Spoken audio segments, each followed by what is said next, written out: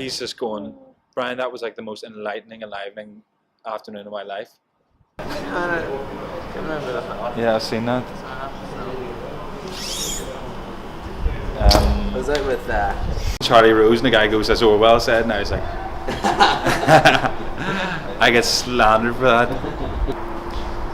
Hi, my name's Brian Spencer. Ireland hurt me in the art, so now I write, draw, stand out in the outside, and just hurl big stones of satire at the freight of pomposity that you see in Stormont and the rest of politics in Northern Ireland and Ireland. Like so much in this world we're living in, people see things as sort of some single subjects, and they want to be single subject specialists, whereas I sort of see everything as a sort of eclectic, and that you can dip into everything, and a special newness and creativity comes from intermixing the two.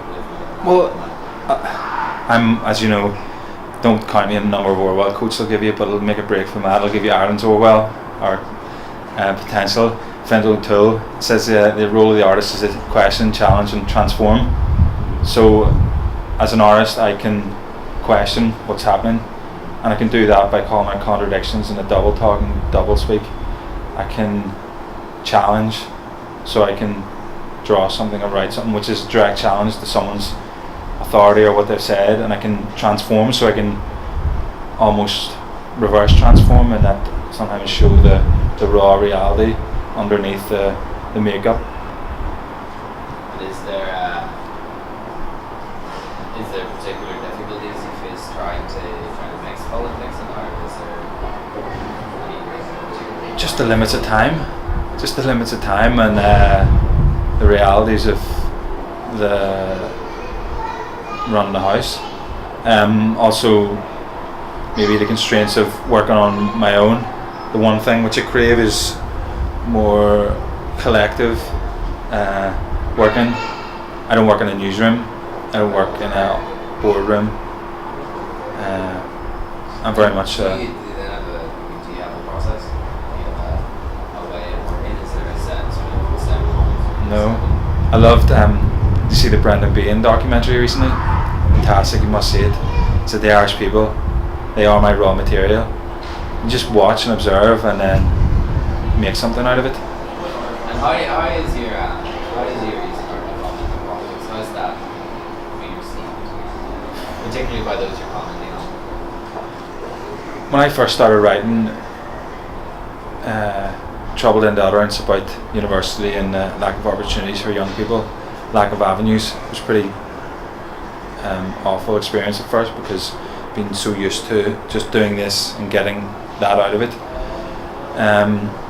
But I moved from talking about university youth unemployment, pretty dry, uninteresting, obscure topic nobody really cared about, to coming into more confrontational, almost aggressive, which was, I was looking at the major issues of the day, which happened to me at that point was sort of loyalism and the flags and the trouble that was causing.